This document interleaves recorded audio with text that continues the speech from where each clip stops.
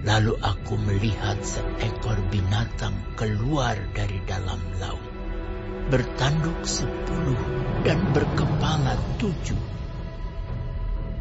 Di atas tanduk-tanduknya terdapat 10 mahkota, dan pada kepalanya tertulis nama-nama hujat.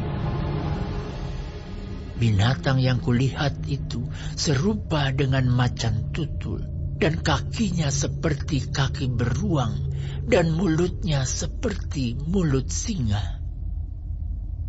Dan naga itu memberikan kepadanya kekuatannya, dan tahtanya, dan kekuasaannya yang besar.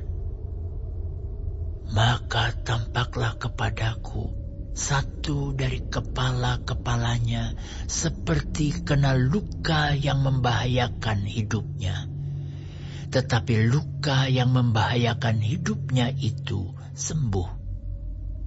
Seluruh dunia heran lalu mengikut binatang itu. Dan mereka menyembah naga itu karena ia memberikan kekuasaan kepada binatang itu. Dan mereka menyembah binatang itu sambil berkata, "Siapakah yang sama seperti binatang ini? Dan siapakah yang dapat berperang melawan dia?" Dan kepada binatang itu diberikan mulut yang penuh kesombongan dan hujat. Kepadanya diberikan juga kuasa untuk melakukannya 42 bulan lamanya. Lalu ia membuka mulutnya untuk menghujat Allah, menghujat namanya dan kemah kediamannya dan semua mereka yang diam di sorga. Dan ia diperkenankan untuk berperang melawan orang-orang kudus dan untuk mengalahkan mereka. Dan kepadanya diberikan kuasa atas setiap suku dan umat dan bahasa dan bangsa. Dan semua orang yang diam di atas bumi akan menyembahnya, yaitu setiap orang yang namanya tidak tertulis sejak dunia dijadikan di dalam kitab kehidupan dari anak domba yang telah disembelih. Barang siapa bertelinga, hendaklah ia mendengar. Barang siapa ditentukan untuk ditawan, ia akan ditawan. Barang siapa ditentukan untuk dibunuh dengan pedang, ia harus dibunuh dengan pedang. Yang penting di sini ialah ketabahan dan iman orang-orang kudus.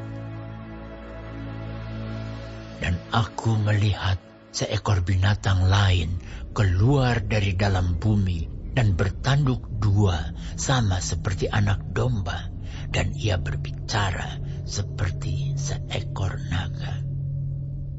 Dan seluruh kuasa binatang yang pertama itu dijalankannya di depan matanya. Ia menyebabkan seluruh bumi dan semua penghuninya menyembah binatang pertama yang luka parahnya telah sembuh. Dan ia mengadakan tanda-tanda yang dahsyat. Bahkan ia menurunkan api dari langit ke bumi di depan mata semua orang. Ia menyesatkan mereka yang diam di bumi dengan tanda-tanda yang telah diberikan kepadanya untuk dilakukannya di depan mata binatang itu.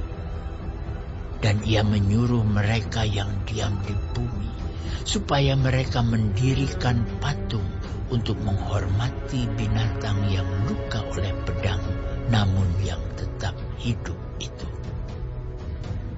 Dan kepadanya diberikan kuasa untuk memberikan nyawa kepada patung binatang itu, sehingga patung binatang itu berbicara juga dan bertindak begitu rupa sehingga semua orang yang tidak menyembah patung binatang itu dibunuh.